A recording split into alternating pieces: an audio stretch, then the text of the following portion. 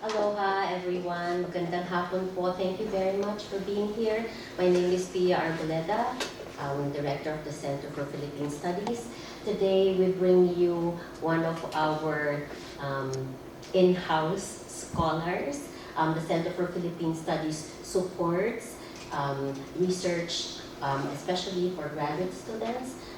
And one of the things that they need to do is to share the outputs of their research, and this is why we are here today. Our speaker, in his interdisciplinary practice, he seeks to make visible the intricacies of power and extractivism, recognizing the intersection of environmental and cultural laws in his paternal home of Cebu province in the Philippines.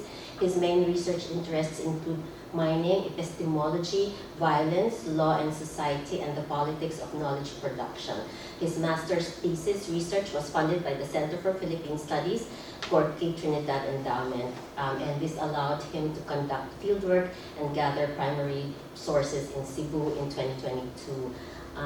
He did his undergraduate from the Netherlands, but completed his MA in sociology from University of Hawaii at Manoa.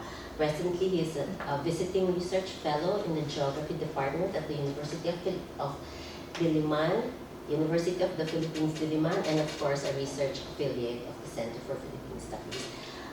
Please welcome Jake Atienza.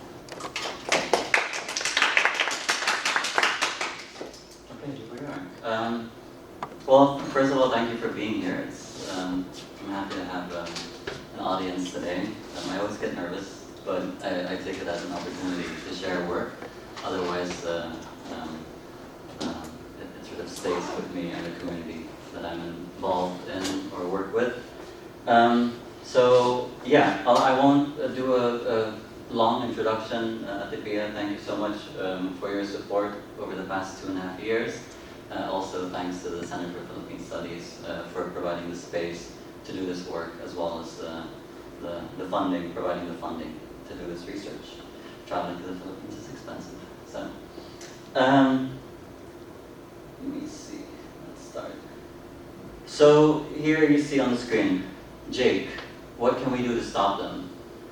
This is a question that came up during my conversation last August with residents who have been organizing against mining in the town of Cebu in Cebu. They've been working on this.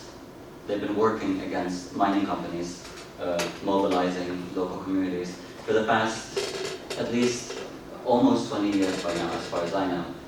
They've spoken out against mining companies, mining company representatives at public hearings. They've opposed government officials. They raised awareness on mining in their community.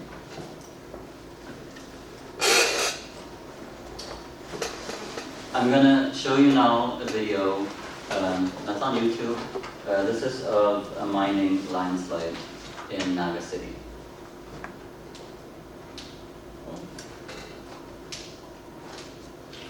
If it plays.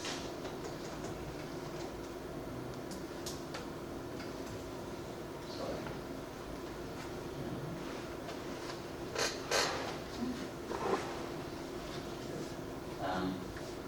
We're gonna do that in a different way, so it's fine.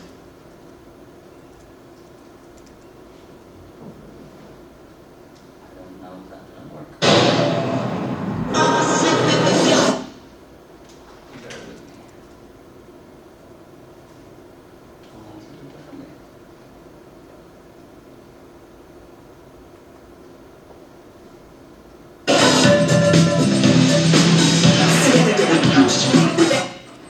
For decades, miners have quarried for stone here.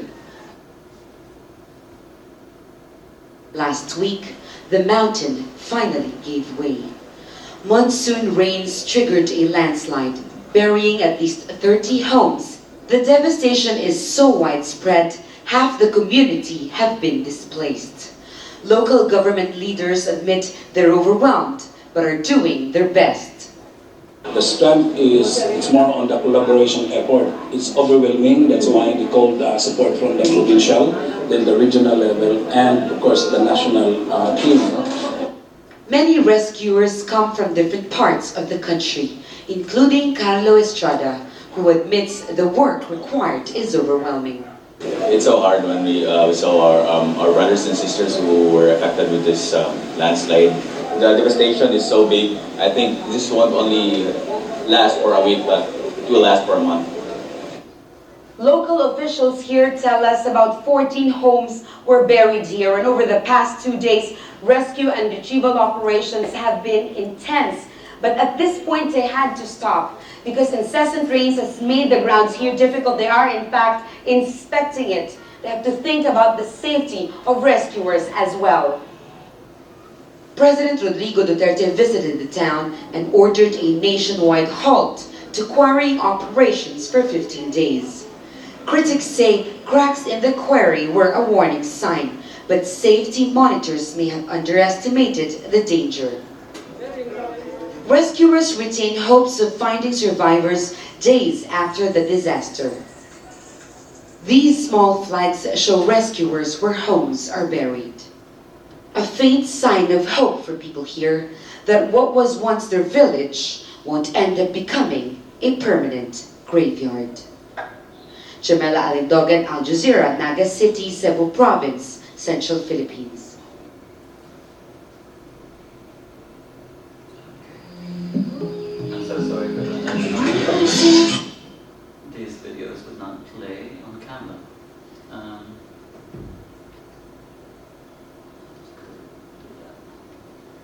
Okay. So I wanted to start with that video because it connects the problem of mining with ongoing conversations that I've had during my visits to Cebu. So again, the question is, what can we do? People grapple with the fact that despite death and injury and dispossession at the hands of mining, justice really isn't served. The political environment of mining in the Philippines is a tough one. The Philippines is among the deadliest countries for land defenders, and agriculture and mining are the top two deadliest sectors. So how do you shout, I ask myself, and we ask each other, when being heard means facing retaliation from those who hold power? This has been one of the lingering questions throughout my fieldwork. In the summer of 2022, I went to the Philippines for my fieldwork, as Atienza just said, on mining on the island province of Cebu. Over the course of 8 weeks, I met with mining affected residents and also collected legal documents of a specific case in Naga City, which is the video that we just watched, which was the back then preparation for my MA thesis.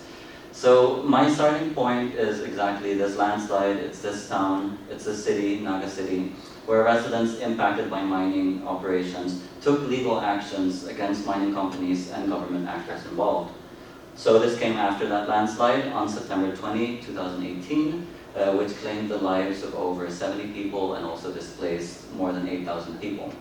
While some residents protested on the streets, which is one method of resistance, others unsuccessfully pursued legal actions.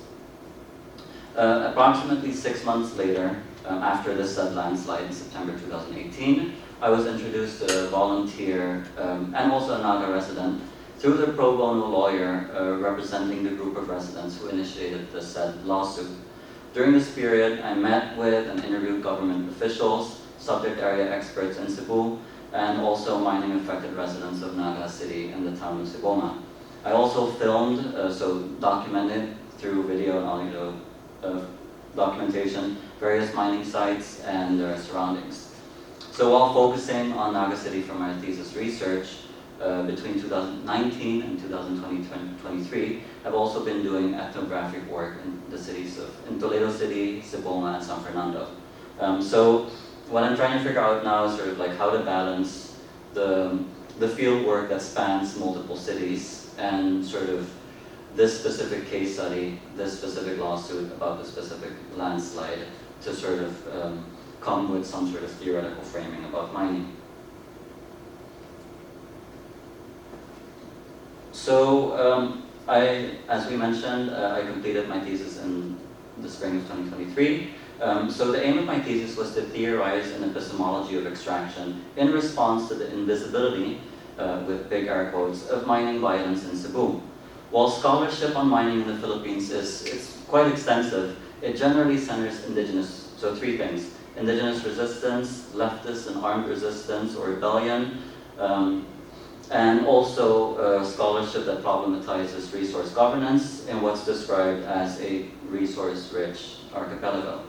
So the political economy of mining relies, so one of my sort of ideas that I rely on in my thesis is that the political economy of mining relies on the extraction of natural resources and the expulsion of people from land.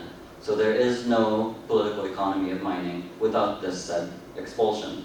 So in this context, an epistemological framework contends that land is interpreted as an object that can be extracted and commodified.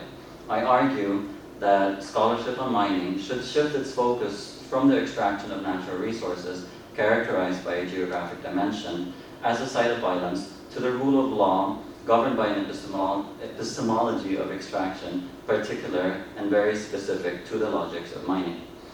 In my thesis, I focus on developing an epistemological framework with 3 dimensions of epistemological violence that provides a framework to make visible the violence of mining in Cebu, which falls under the scholarly radar. So here I pivot from a geographic orientation of mining to an epistemological one.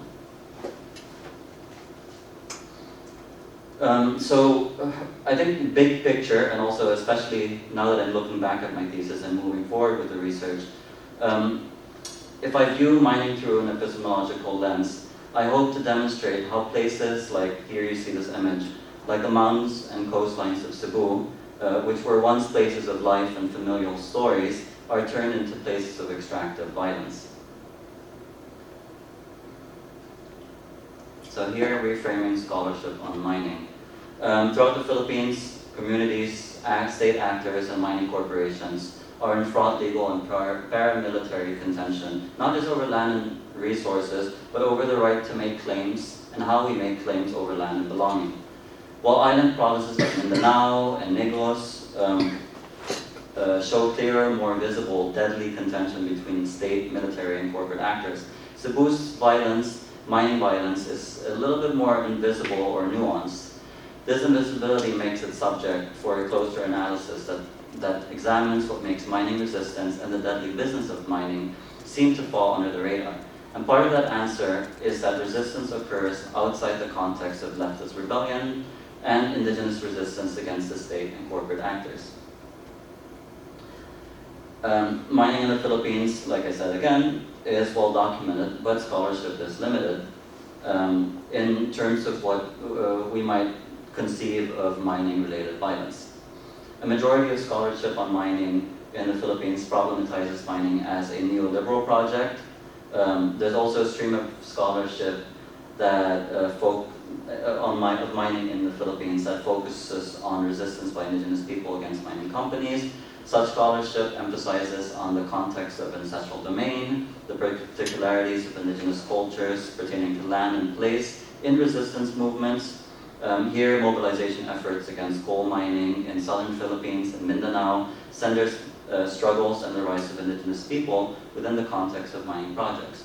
In Cebu, there is no legal framework or concept of indigeneity, right? So an epistemological framework could help provide a framework or a way to think about how we are connected to the land and why expulsion from the land at the hands of mining projects is a form of violence.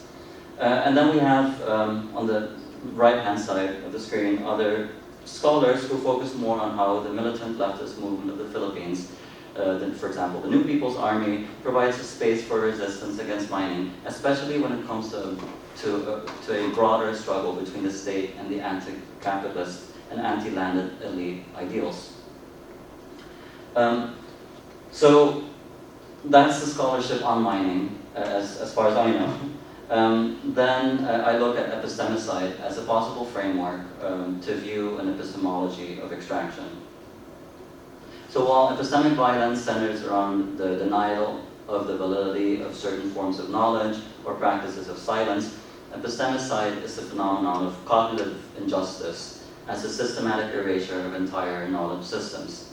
Coined by Boaventura de Sousa Santos, a Portuguese sociologist, epistemicide problematizes cognitive injustice as a central feature of a colonial struggle that renders epistemological complexity impossible.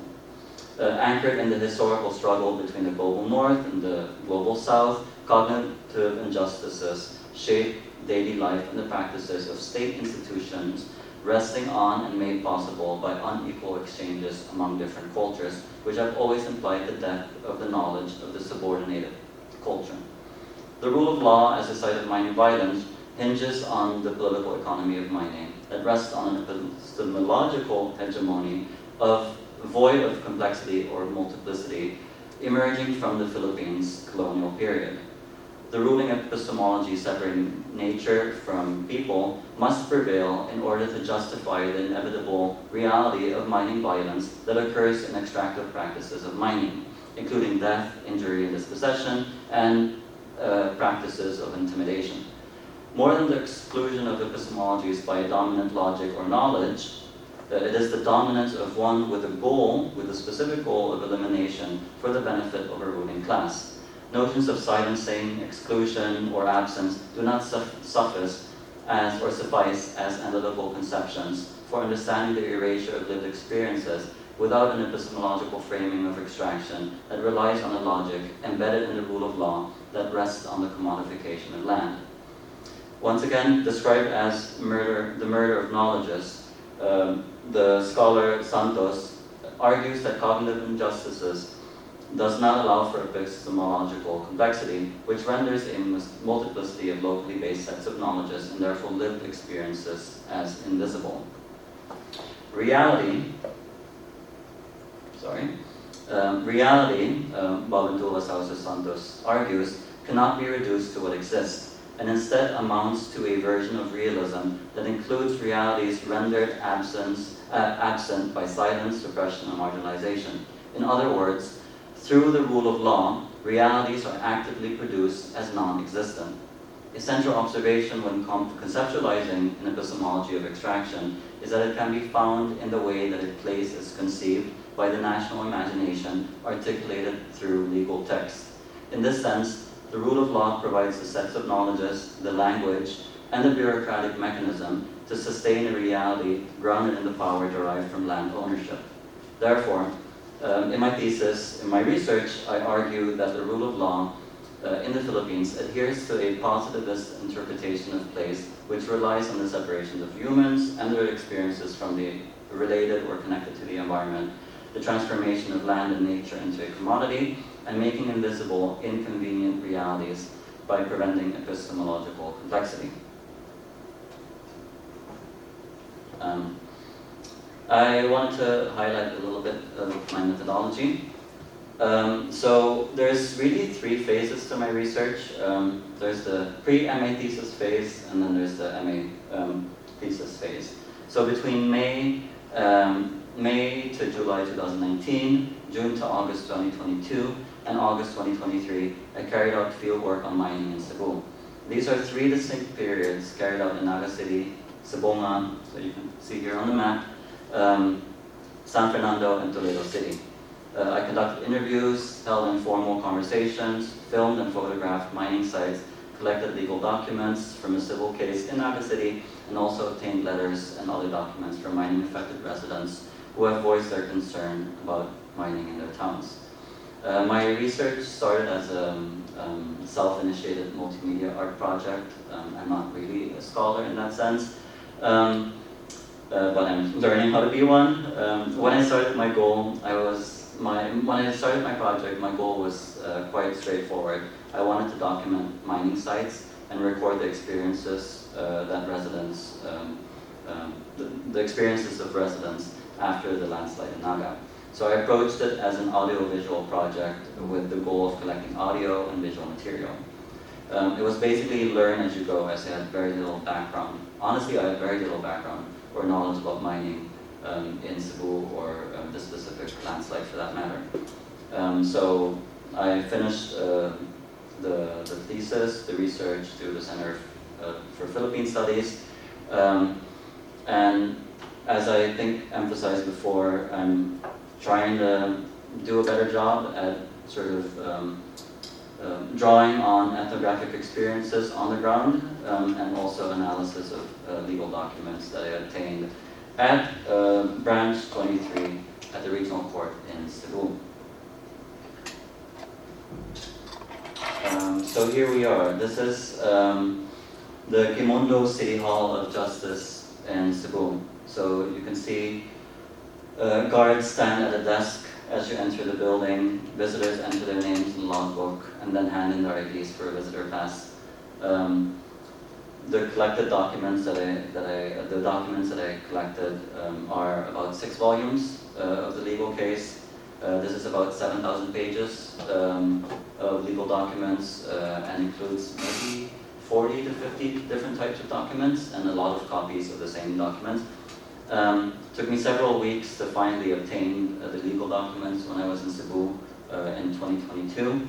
Although the case was already dismissed, I think in 2022, by April 2022, the case was already dismissed. And that means that legal documents in the Philippines are considered as public information.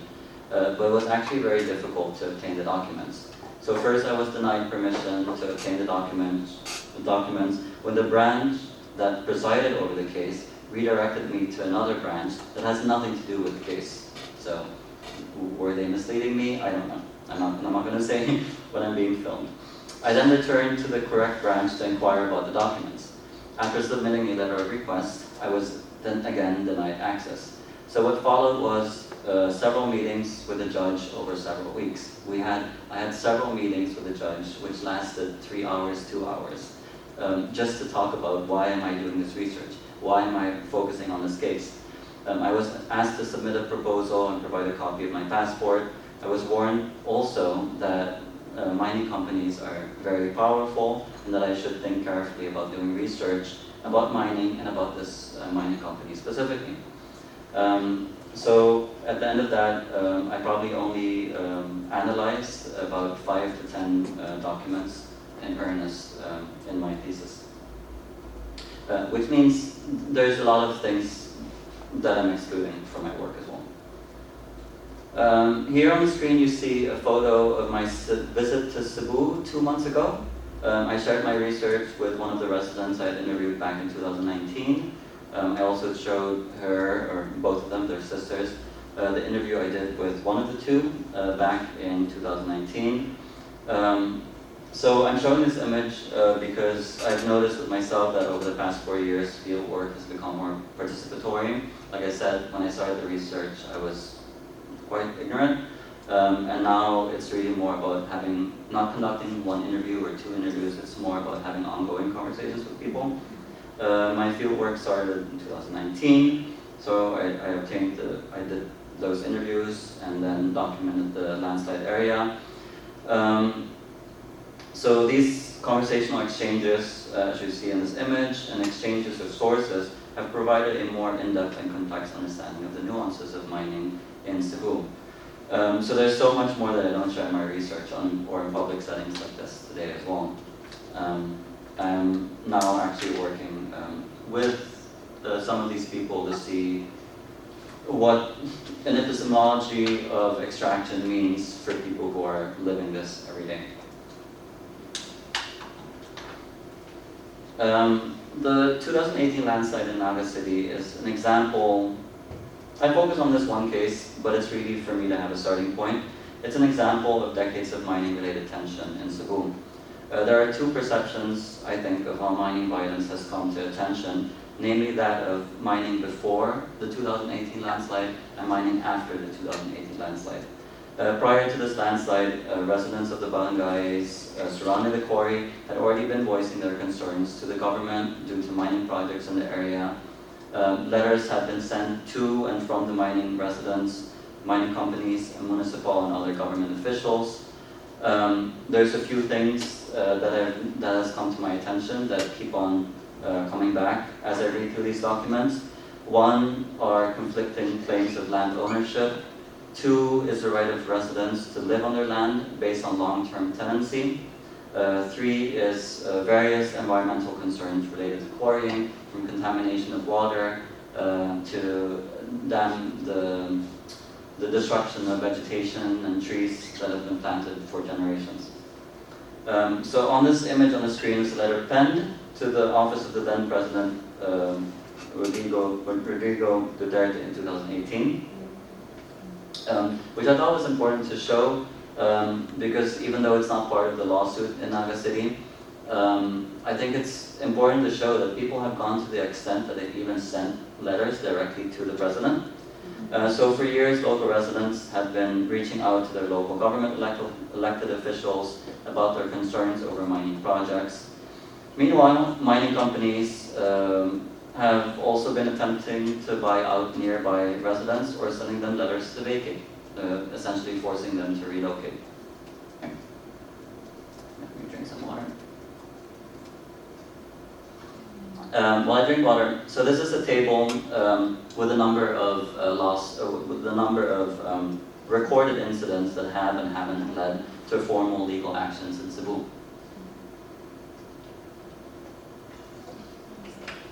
So there's a few incidents in 1994, 2012, 2018, and 2020 that have sporadically kept Cebu province in the headlines for mining. Right now, not necessarily scholarship, but in newspapers. In 1994, a landslide occurred at the Atlas Corporation's quarry in Toledo City. While mining operations were temporarily suspended, mining resumed thereafter. In 2004, Carmen Copper was incorporated as a subsidiary company of Atlas Mining to operate the Toledo Copper Mine located in Toledo City. Then I want to point out two mining incidents that took place in Toledo City and Alcoy. In 2020, the Dolomite Company in Alcoy made national headlines when a cease and desist order was placed by the government due to controversies over the export of dolomite for a reclamation project in Manila Bay. Earlier that year, the open mine pit of Carmen Copper Corporation in Toledo City collapsed, resulting in the deaths of 4 miners and 6 people. Right, so this is 2 years after the landslide in Naga City, which is just south of this landslide that you're about to see. So pardon me because I don't think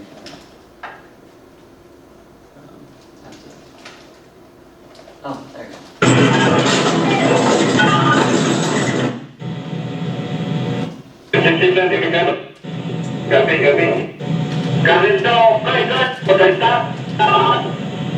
Kopya aliran sa dinyang 30 niya layo-layo sa dinyang 30 pa imo na tukuan. Sunod. Sa problema kung dinya nag-loading atong 30 na pero kana kontra sa 3 pwede tamahin po na.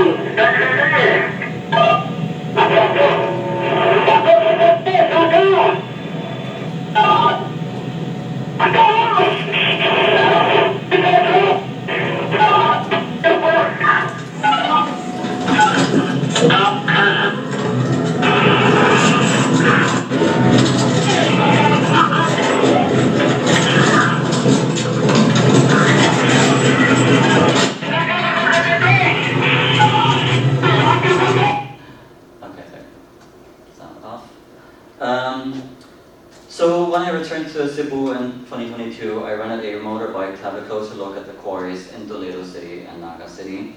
Let me show this other image. Throughout the area, let me just point out that the landslide that you just saw is at this quarry over here. The next photo is a view of one side of that quarry, not specifically the one that we saw in the video, but it's part of the same quarry than just the other side of the mountain.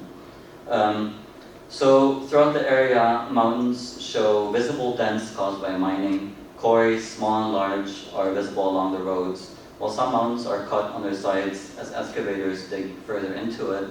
Others are flattened on top, right? So total destruction. In many places, houses and neighborhoods are situated along the edge of quarries. At some point, the quarries protrude through more populated areas, while mostly there are the occasional houses along the road.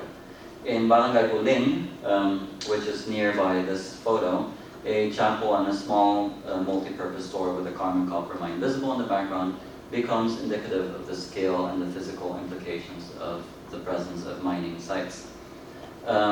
So here, the view of this, of the carbon copper's Biga pit in Toledo City shows a lake that results from mining at the bottom of the quarry on one side, and not far from it on the other side, on the right-hand side, you see a small neighborhood populated with a basketball court and several wooden houses with tin rooftops, if you really zoom in. Since 2018, since 2021, apologize, a long-standing 9-year moratorium on mining was lifted, paving the way for the revitalization of the mining sector in the country.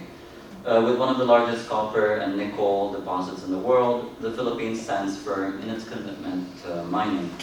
So this letter here, Executive Order number 130, lifted this long-standing moratorium. It was signed by President Duterte in 2021 and amended a moratorium that was instated in 2012. So under the present regime of President Marcos Jr., the government is taking measures to attract investors, which includes the simplification of the mining tax system. So there's basically right now an invigoration of new mining sites, specifically new mineral production sharing agreements, which probably will ensure that there's going to be a lot more mining projects in the future. And so that leads to the town of Cebu. Pero ang ilang gusto ipasabot ba, ilang ipaabot natin ang taga-Sabang. Dili lang sa Sabang, sa Tibok Cebu na. Una, ang safety na po. Ikadua, ang atong health. Ikatulong na ng environment. Kaya, atong bambang panimahal sa sunod na itong eleksyon pero, napili ang kakasakto ng mga barangay official, sila ang kakaroon, o tanangin, sila ang baranganan. Yes, meron na, hindi na kami daghang abi, daghang bla-bla-bla, ni-box, ni-meron, daghang storya, daghang sayo. So kami, ito na lang sa, wala sa tiyanay lang sa natin na natutong na ako. Now, ako lang hinahaon na, hindi para na ako. Kaya hindi ta skill worker na makaprobahan ka diya. Hindi ta, igor ta, pagkain na mga tula, pag-eliminating, higor sa awal, and that's it. Hindi ta, third my priority. Kaya hindi ta kabalog sa mga pagtimpla o siminto. Kaya ito timpla na, kaya ito limagod, kasabi na sa materials na gamiton sa siminto. Wala ka sa tuloy, yan, nakanda itong tubig, pans, ang water, ang gamiton, pag kanya siyang mix sa siminto. Sumaunsan naman ang atong tubig. Meron na akong concern, wala na sa nagkakang pang-istorya, ang ako nang kita ka rin, nanaon tapay, kawalin mo na itong disposition. Yes or no, period. Dami na salamat ka na itong tanan. So this is a public hearing in the town of Cebu in the summer of 22, June 18. So I'm showing this because this is what resistance on the ground looks like. So I attended this meeting with an organization called USREP, which is, I think, United Cebuans Against Extractives, something or another. I don't remember what that stands for. So it's a small group of people who've been for the past 15 years or so resisting mining projects. So the town of Cebu is maybe a 2.5 hour drive south of the provincial capital of Cebu City, where municipal officials organized a public hearing on buying cement producers' corporations' proposed cement factoring plant, number one, a quarry, and a pier, right? So it's 3 in 1 in this little town. So the public hearing was organized to get the community's feedback on a proposed mining project, and the meeting was fraught with opposition as the community took issue with the mining company and the promises made by Bayan Cement. So the hearing is indicative of the reinvigoration of mining companies following the lifter of that moratorium that I just mentioned. Since the residents have, I think what's interesting here is that there's different phases of mining development if you look at these different towns. And so the residents of Naga, they see what's happening with mining and the implications of mining in their neighboring towns. And so that prompts them to raise concerns over their safety, their health, and the environment. A year after this public hearing, last, I think it was June this year, there was another public hearing held about this proposed mining project, and it seems to be quite likely that it's going to push through. Okay, so now I want to focus on the Naga City lawsuit. So I want to show this video once again.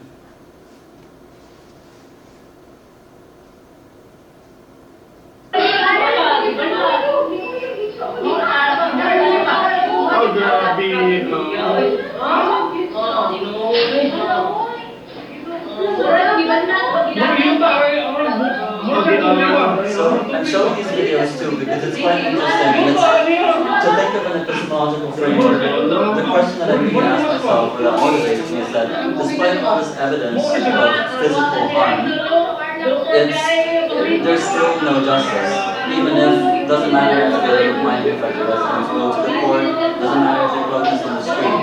So an epistemology of extraction is really not theoretical. It is very theoretical, but it's also very practical. So that we can find a way to counter this type of violence that occurs through legal text, which is going to be the next section of my presentation.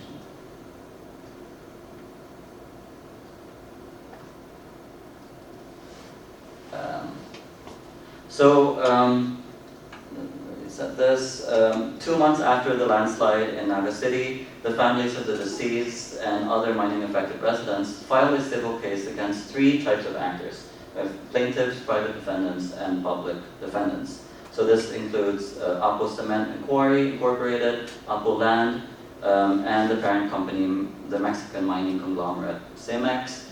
Then we have the Naga City government, the provincial government, and also the Department of Environment and Natural Resources and the Mining and Geosciences Bureau. The mining affected residents submitted their complaint to the court in November 2018, and then almost 4 years after filing their case, the Cebu Regional Trial Court decided in favor of the defendants, ruling that it was not a class action suit and that the plaintiffs failed to cite causes of action against the private and public defendants. Let me see here. So this landslide was actually not Apo's first landslide incident.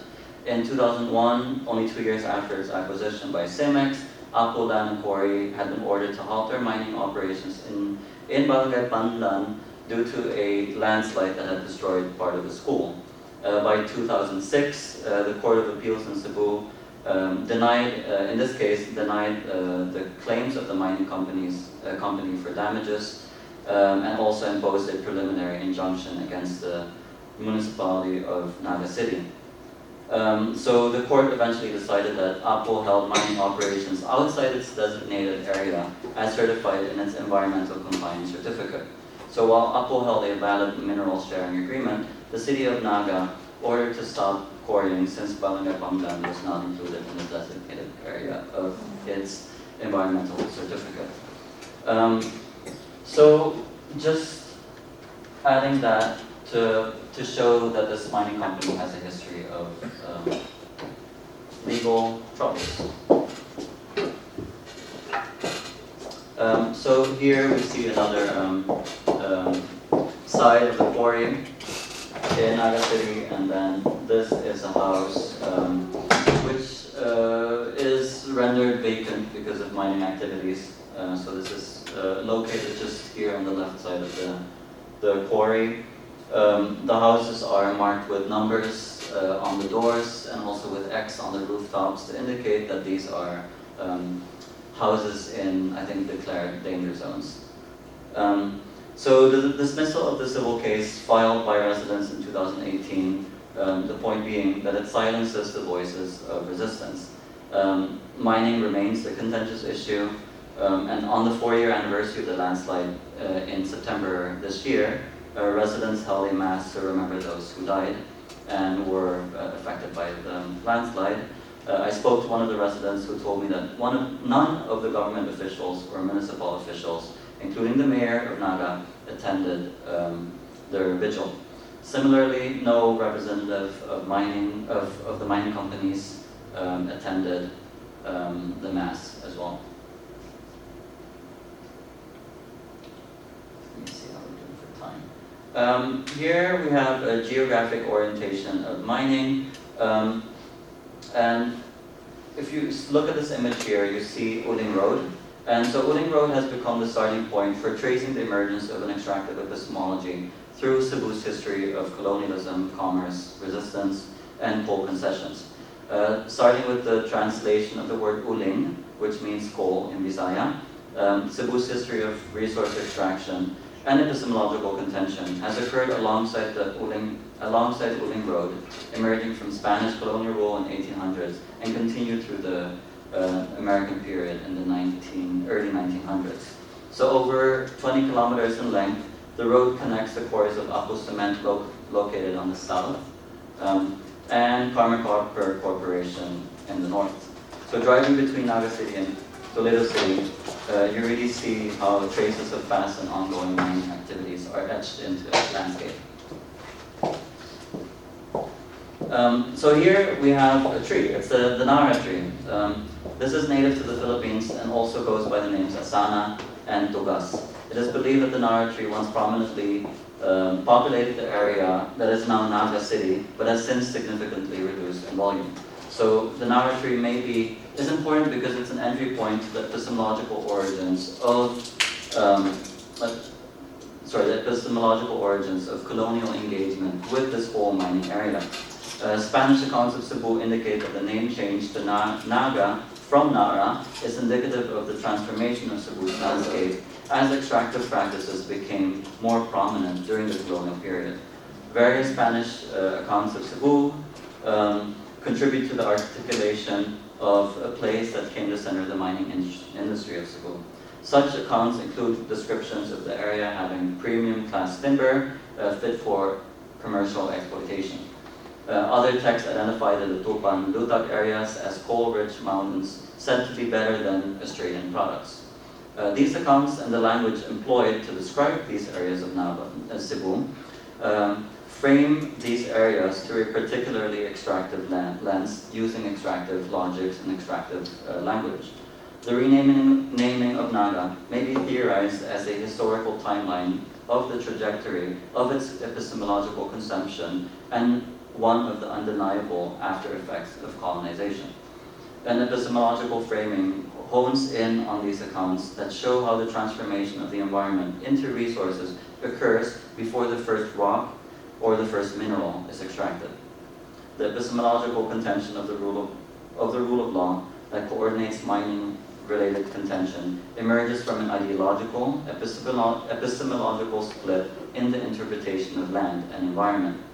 Mining as a type of land grab is situated in the global climate of land politics, characterized by an ideological obsession with the privatization of land rights. So attributing significance to the interpretation of land or interpretation of trees as resources helps us to think about its contestation, wherein one needs to control land in order to capture resources.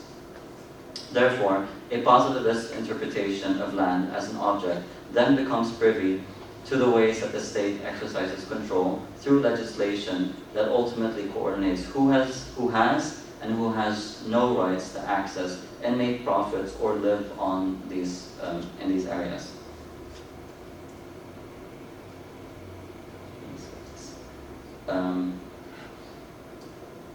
So we're running a little bit over time, right?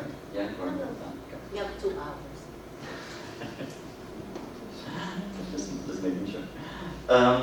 So I want to focus on the three dimensions of an epistemology of extraction. So I'm not sure if I mentioned them before, and I didn't put them in here.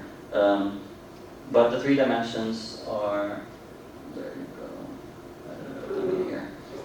Anyway, so there's 3 dimensions of an epistemology of extraction. One is the erasure of lived experiences. Second dimension is fixed boundaries of knowledge in the rule of law. And the third one is manipulation that occurs in the courts. The first form of epistemological violence is erasing lived experiences, which focuses on how the rule of law makes lived experiences invisible. The noun-verb paradigm sharpens an epistemological conception of violence aimed at clarifying how a clash of worldviews is an epistemological class, since it reifies positivist logics that adhere to the necessary separation of nature and society, thereby turning land into a commodity.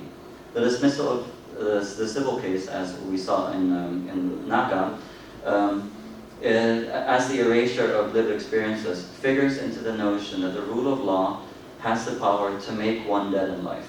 It makes and unmakes persons and determines when and if one is to be resurrected in a legal process as blooded and vital as the lives of persons lethally affected by it. I look at the noun-verb paradigm to help explain why relational experiences of violence and relational experiences of place are erased or made invisible in the rule of law.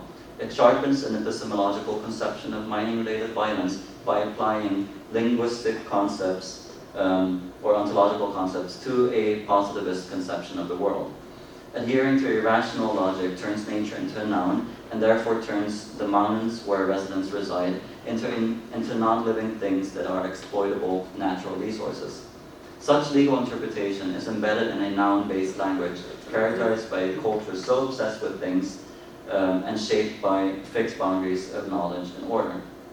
The dispossession of indigent communities, whether they are categorized as lumad, indigenous, or peasant poor communities native to the lands and oceans, is a necessary aspect of the colonial extractive agenda perpetuated by contemporary bureaucracies of former colonies, such as the Philippines.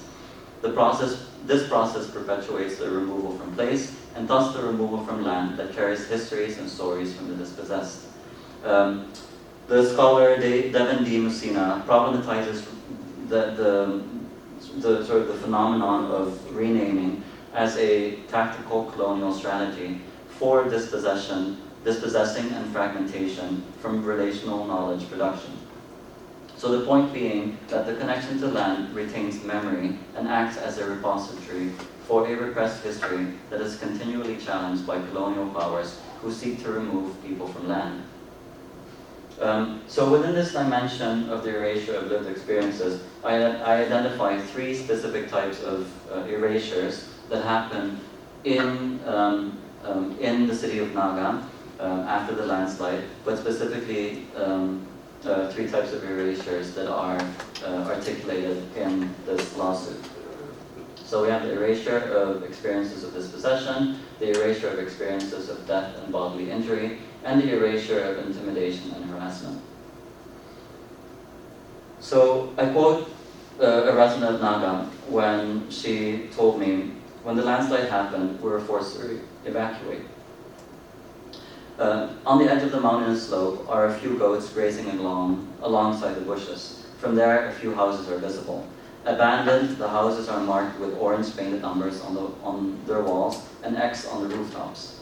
Since the 2018 landslides, residents were forcibly relocated to safer grounds, some to temporary evacuation centers, while others were paid financial compensation, which funded their relocation to new areas. While residents say that the police came here and made us evacuate, they've been returning to their homes within the span of a year.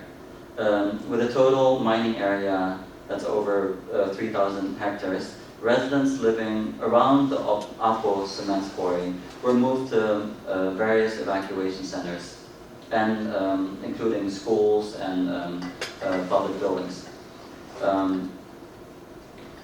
Residents were told by the police not to return to their houses since it's a dangerous area. Being away from their homes and relocating to evacuation centers has been challenging for the residents, who have a hard time financially and also have a hard time with the disruption of their lives. So I'm pointing out sort of this example of how people describe the aftermath of being relocated, because it sort of shows what the mechanism of relocation looks like in real life after a landslide. In the judicial affidavits from the civil case in Naga, experiences of dispossession are narrated by mining-affected residents, the plaintiffs, who are called plaintiffs in these documents, as a result of mining activities. Accounts of the landslide incident on September 20, 2018 provide the context in which the dispossession occurs. All plaintiffs live in a multi-generational household, living either with parents, children, or their partners, including husbands or wives and children. While impact and experiences of the landslide is one thing, the dispossession occurs when the residents are forcibly relocated to evacuation centers when it was unsafe to return to their homes. A few experiences are common among several, but not all the plaintiffs in these documents of the civil case. This includes residents who were home during the landslide and were informed by either family or neighbors about the incident. There were also plaintiffs who expressed hesitancy to evacuate, describing the home they were forced to leave behind, right? So it's this ongoing separation of place. While unable to return to their homes, plaintiffs were either relocated or to housing projects or to alternative housing projects, which I think in the long term turned into permanent houses, which means that we have people who have been living in these places for generations are now starting anew in a different part of Cebu.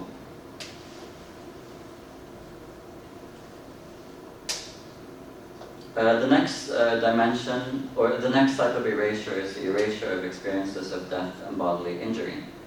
So the questions around death and bodily injury in the judicial affidavits correspond to the complaint's second cause of action, citing the failure of private defendants to properly manage the contingent risk of the landslide.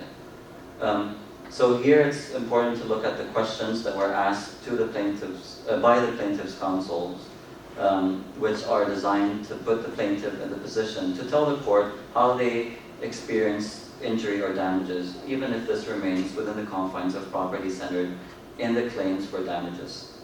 In this sense, the loss of life and experiences of grief are attributes of the second cause of action in the civil case.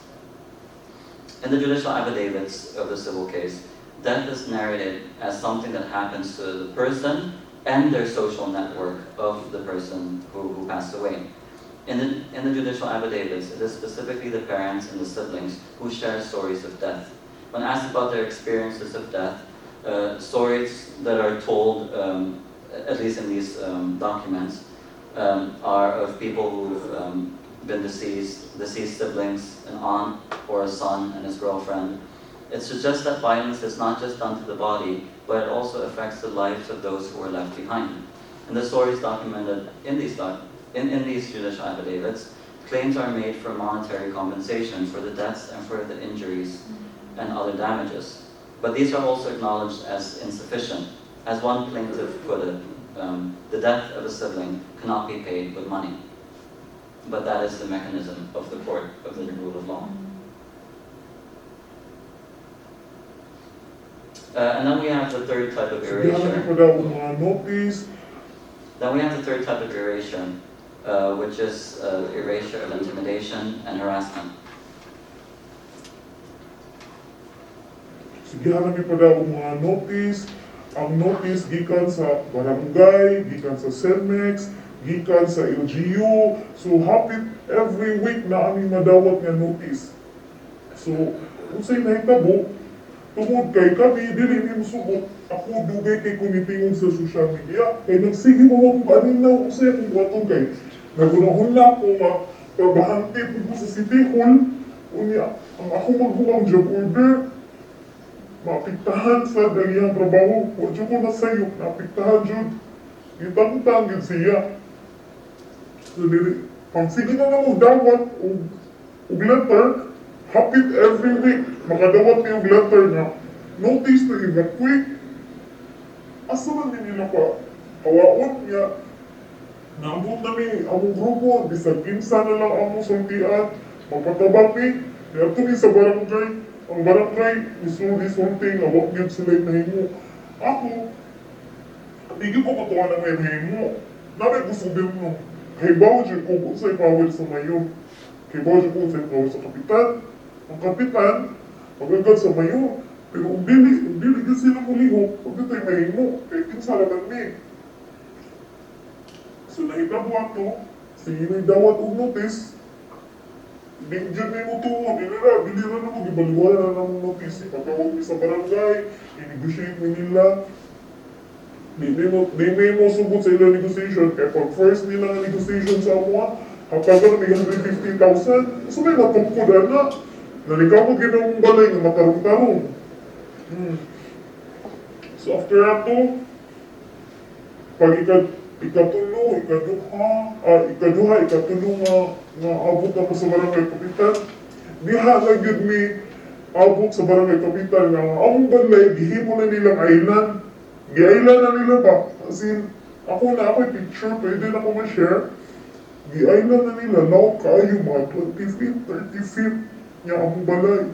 Oo, gi-island nila ang balay, gibilin na yun niya, gamay kayo niya. Around, surround me, anang, quarry yun siya. Gi-quarry, sige na quarry ang taga-Cemex, hantod nga, niabot ang punto ang taga-Cemex, ang sige ganat sa mga taga-DNR, MGB, kung sa itong mga ahensya ha, bisa kinsa nila yung ulo-ulo na mo, nga haro na dyan yung hawa. Kaya kami sa hantod, nga sige ipatanong sa barangay, kay lagi ko no, di lagi ko na ang yuta. Up to the point nga, niingon na ang sa konsihal nga, kanang niingon ko na singkal nga, kanang bilin siya pahilag sa quarry. Kaya ingon ko, anong biliman? Namin mga tao diri, grabe sa namutang pabaya ni niya. So katong atay, grabe na dyan, ma-feel ganin mo ka na, yung mag-drill. Ang sana siya, mag-drill na siya. Muuyog ang among balay. Pag first nila ito nga, nagsige na ukaw diri sa among kilid. Makalabot pang nanaon nga. Even time mag-count sila sa amuan, na ay mga pulis. Na ay mga pulis na taga-Cemex, na taga-UGB, magtanaw niya na ang mga pulis. Okay, so here you can see, just to keep it short, you can see that mining affected residents, this is just an example, experience different types of intimidation. For sure, being pushed out of their homes, but also being exposed to armed police related to mining activities in their neighborhoods. The important thing to note here is that none of these experiences, and I've spoken to several residents of Naga, none of these experiences of intimidation are included in the lawsuit. So this is indicative of what kind of stories are told in legal documents when experiences such as these are not even included. So the second type of dimension, second form of epistemological violence is legal categories as fixed boundaries of knowledge. This dimension centers the ways that legal texts close boundaries of knowledge and therefore adhere to hegemonic knowledge or logics. So I analyzed legal texts from 3 epochs of the Philippines: the Spanish colonial rule, American colonial rule, and the Republic era. the discussion on selected legal texts relevant to mining from the Philippines colonial period until the present aims to make apparent the boundaries of knowledge that govern mining-related contention. The selected legal texts persistently reiterate the logics of the original Regalian doctrine of 1521, which is that land, therefore nature, is transformed into a commodity owned by the state and available for exploitation. The rule of law has no room for epistemological order other than this extractivist lens, which means that different interpretations and relationship with the land are made invisible to make way for such a positivist interpretation. As an inquiry that aims to explain that what does not exist is actively produced as non-existent, Boaventura de Sousa Santos's sociology of absences helps identify how knowledges that are put in the past are made obsolete, while to make them present makes them relevant. Right? So the exclusion of what I hopefully in the future will conceive of as Visayan epistemologies are excluded from the rule of law. Therefore, they are rendered invisible. A positivist worldview that draws on the colonial epistemology of the Spanish and American colonial period does not allow for epistemological complexity. This does not allow for multiple worldviews to coexist in the rule of law. This excludes a potential Visayan epistemology posited as a counter-hegemonic epistemology to the singular logic that governs the rule of law at present. In my analysis, I argue that the rule of law is a site of violence that reinforces extractivism and positivist logic emerging from the colonial period. The rule of law reifies the Regalian doctrine of 1521, considered as the foundation of the state's property regime, which reinforces a binary logic separating people from place. So here we see the Constitution of the Philippines in 1935. From the Spanish and American colonial governments to the Republic-era laws, various legal texts turn the environment into an object available for exploitation and commodification. So I'm going to sort of browse through this and describe them. But on my screen here, you can see 3 tables, which are selected laws under Spanish colonial government over here, the American colonial government, and the Philippine colonial government. So what I've done is look at the contents for each of these legal texts and see what language they apply in regulating the state's relationship and the people of the Philippines' relationship with the land, and then specifically look at how they're made available for exploitation. So I look at the Royal Decree of May 1867, which is a Spanish mining law. Then I look at the 1902 Philippine Bill of 1902, Commonwealth Constitution of 1935, the Mining Act of 1936 under the American colonial government. And then we have the Philippine Constitution, the Presidential Decree of 1974, and the Philippine Constitution under the Republic era. Then we have the Mining Act of 1995 and Executive Order number 130. So in each of these periods each law describes the land as an as a natural resource and employs similar languages and logics of extraction and extractivism. These texts include or emphasize on a language that specifically mention, so each of these texts specifically mention the words extraction, alienation, exploration, and exploitation of land, and also describing how private entities and the government has the capacity to commodify each of these, the land. So I frame these epistemic shifts as a change from the pre-colonial, hierarchical yet relational conceptions of land to the Spanish period, where the Spanish crown owned the land, and the American period, which made the land into the public domain of the state, where individual and corporate entities could apply for the right to exploit areas with mineral deposits. We can see these as the historical trajectory of legal text and extractivism that liberalized land markets and privatization often led by the state. The prevalence of the Regalian doctrine, which separates nature from people and ultimately introduced the concept of land ownership in the Philippines, in various legal texts that govern mining, past and present, provides an understanding of colonized places where institutional arrangements are transformational acts of power and politics. So here I identify an epistemological shift. This type of epistemological violence can be framed, this type of epistemological violence that can be found and lives in legal text can be framed within the noun-verb paradigm, which helps articulate the emergence of a dominant worldview that drives the production of legal documents and subsequent legal reasoning.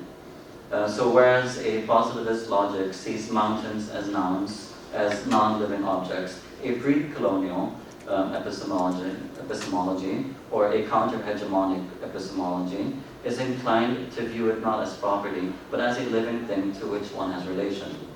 After centuries of colonial rule, the Philippine judiciary remains a contact zone in which competing views of land are subject to the political economy of mining.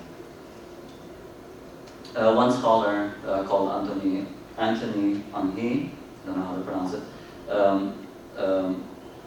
this scholar describes or states that in a colonial or Western hegemony, multiple views of the world cannot coexist. And so this sort of reinforces what Balventura de Souza says. The creation of the post-colonial state has othered or made invisible Visayan epistemologies, which is inherently reliant on an imposed epistemic order that relies on fixivity, normativity, and othering.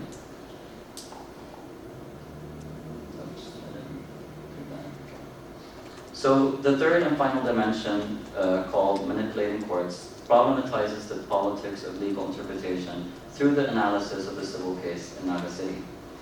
A discussion on legal interpretation contributes to a conceptualization of the ways power and violence are operationalized in the rule of law. The legal documents of civil case in Naga City reveal that the rotation of 3 judges is central in the trajectory of this mining-related lawsuit. The transition from the first judge to the subsequent last 2 judges can be described as an epistemological turn characterized by the recognition, first the recognition of lived experiences, and then to their exclusion, of lived experiences, which then adheres to the fixed boundaries of knowledge. So the first judge, Dennis Laobis, approved of the temporary environmental protection order in 2018, which was requested by the plaintiffs. Conceptually, I argue that this is a recognition, it's a very soft recognition of lived experiences and also potentially a pathway to epistemological complexity that I've argued for before. The second and third judge, which you see on the right side of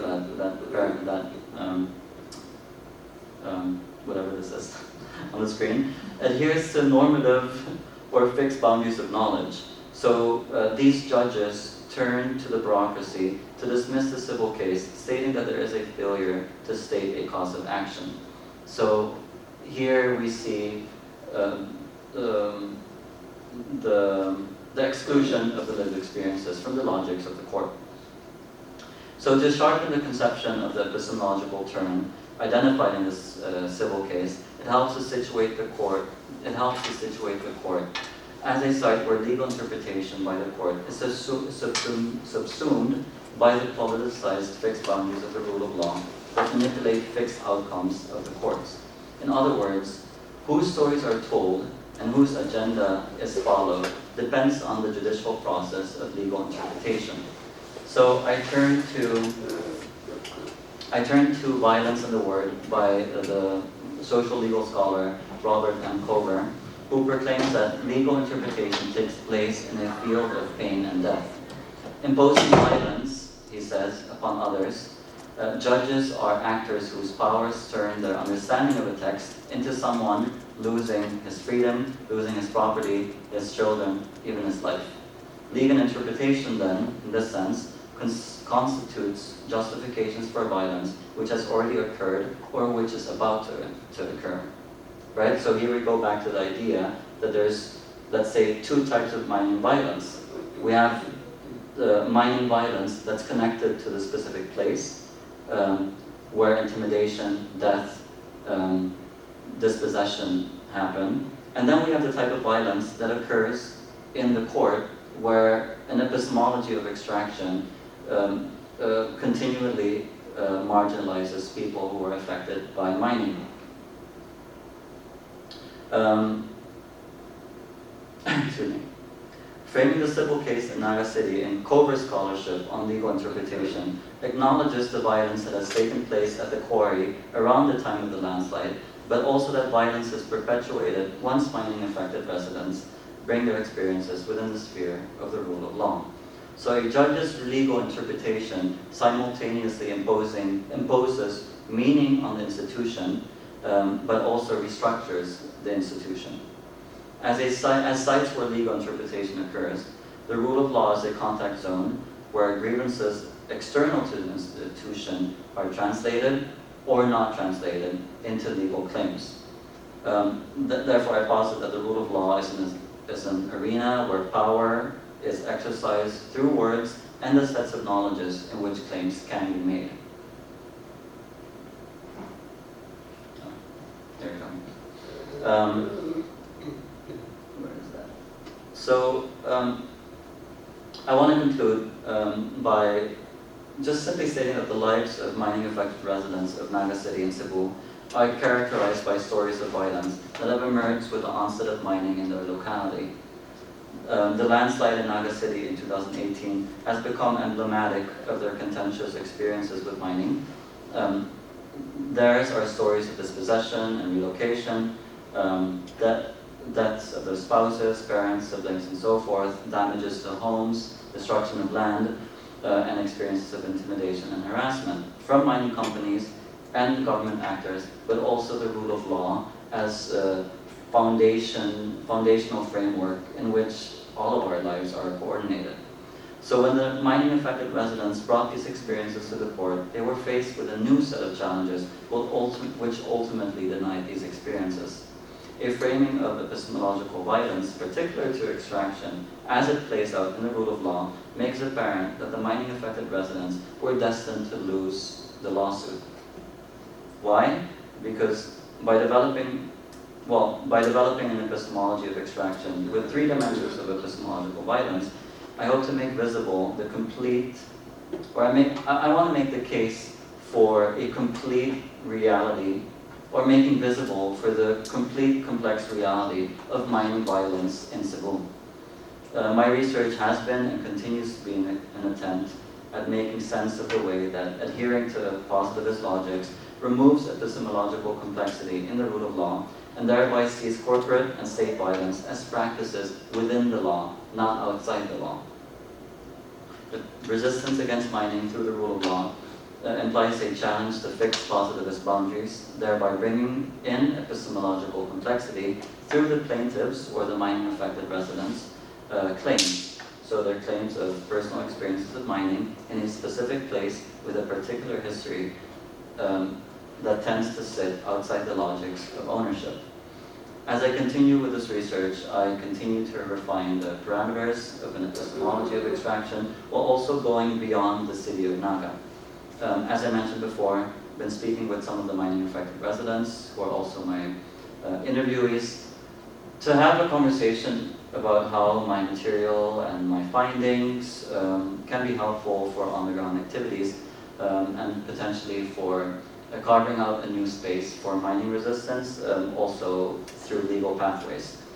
This includes making more accessible and more visual material available, which requires figuring out how to deal with issues around anonymity of